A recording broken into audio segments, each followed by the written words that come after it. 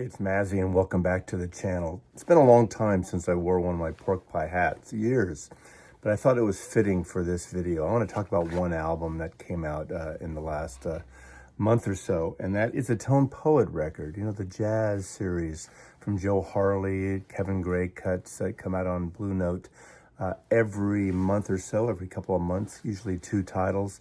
This to me is special, and this one really clicked with me. And I know the musician. This is Ike Quebec, the complete Blue Note 45 sessions. Now, this is a 3 LP set. This is a hefty volume of 3 LPs on this trifold, beautiful Stoughton cover with a booklet, and I'll get into that in a little bit. But I want to talk about this record because it hit a mood for me. I mean, this is a record for drinking. This is a record for dancing. This is a record for fucking. Although it does come out on CD also for a 2 CD set. And if you are one who wants a digital version, you can get it. Not all the Tone Poets come out. Only these expanded multi-disc sets seem to come out in that configuration cut. Separately, obviously, the vinyl's cut by Kevin Gray. I'm not sure if he cuts the CDs too, but that would be a separate thing. But this is wonderful. Now, Ike Quebec comes out from the swing era in the 30s into the 40s, but he had a falling out of music, some drug issues throughout the 40s.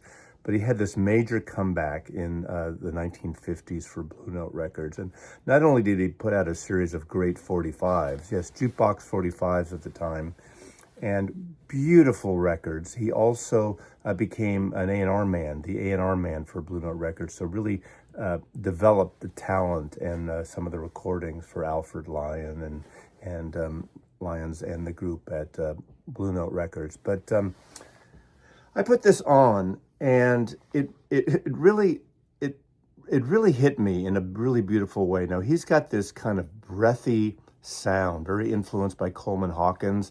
I put him in the vein of 2 of my favorite tenor players, Ben Webster and Illinois Jacquet. He's got that kind of bluesy, soulful sound, especially at this point in his career, away from the big band stuff, away from the swing era.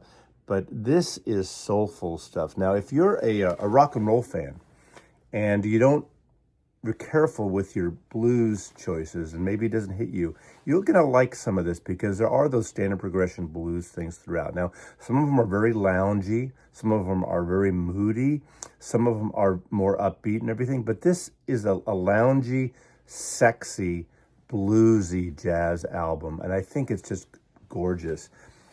There's various sessions here from 1959 to 1962, and it's obviously Ike Quebec on saxophone. Now, there's different configurations depending on the year, but you have a plethora of these wonderful musicians of the day. Skeeter Best on guitar, Willie Jones on guitar, different sessions here. Now, there is a ongoing feel and an ongoing sound of the Hammond B3 organ on here. And if you're not a fan of the B3, I think you're wrong. You should get into the organ, the Shirley Jones of the world, the Jimmy Smiths. That is a sexy sound. That's a cocktail hour sound. So that's what I'm talking about, where this is a night record for the most part, or a Sunday morning record. There's a groove to it. There's a move to it. There's a soul to it, because you have Edwin Swanston on organ. You have also Sir Charles Thompson on organ and Earl Van Dyke on organ. And it simmers depending on the track. Sometimes the organ is more prominent, sometimes not. The guitars solos are reminiscent of a Grant Green in that vein, but it's got that Blue Note sound, and these recordings are stunning. Now, these were compiled originally in 1987 for a Mosaic series that Michael Cascuna was putting out, the Mosaic years back then. So this is the first time really this has been put out in this form. Obviously, if you know the Mosaic series, there's those black and white cover art sets. This was newly cut by Kevin Gray, and he did an excellent job here. The gatefolds are stunning with Francis Wolff photographs and about each separate session.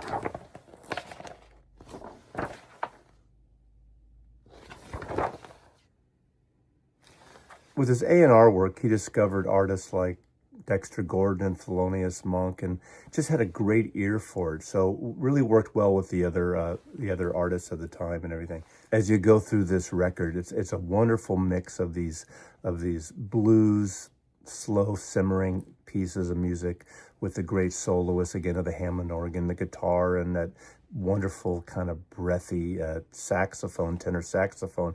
But you have some wonderful standards. Remember, Blue Note was a big part of the jukebox series of the day, of the jukebox operators that would load these in, and to have them compiled in this, it's just, you can understand and feel being in a club or in a bar or in a lounge listening to this stuff, or a live set would be great, because you got a mix of these blues numbers, original compositions in some cases, as well as some wonderful standards like All the Way, How Long Has This Been Going On, For All We Know, Mardi Gras.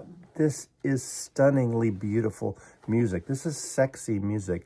This is accessible music. Now, some people may find it too moody and too bluesy, but it's not an upbeat, kick-ass album. There are some upbeat tracks on it, obviously, but these are the kind of things you'd push on the jukebox when you're on your date. So this Blue Note Tone Poet, this Ike Quebec collection of Blue Note 45s from 59 to 62 is one of my favorite records of the year in terms of jazz. This is a great collection. And, putting these collections together in an audiophile type format or of this sounding is not as easy as you think. You have to bring all the tapes together and everything. And I think, obviously, Michael Cascuna in 1987 did a great job. Now, I haven't heard those versions, but this is beautiful. I highly recommend it. And if you're a CD person, check out the CD. If you want those long jams without flipping the sides over 6 sides, and you want to kind of just get into the mood with your date or your partner on a Friday or Saturday night, that might be a good option. But in terms of the overall vibe, the soulful, breathy tenor saxophone, this is one of those great albums. Recently, I brought out another record that's been reissued, Illinois Jacquet record. I believe it's coming out on a Verve reissue. I have a version of that with a Harlem Nocturne, that track. And when I hear that song, my heart melts. It's such a beautiful, soulful sound. I have a 2 CD of the soul of Ben Webster, Verve stuff. Beautiful recording, beautiful, sexy sound. And I think this fits right in with that. So one of the great jazz reissues of 2025, Ike Quebec, Tone Poet Blue Note. And check it out. Mazzy loves you.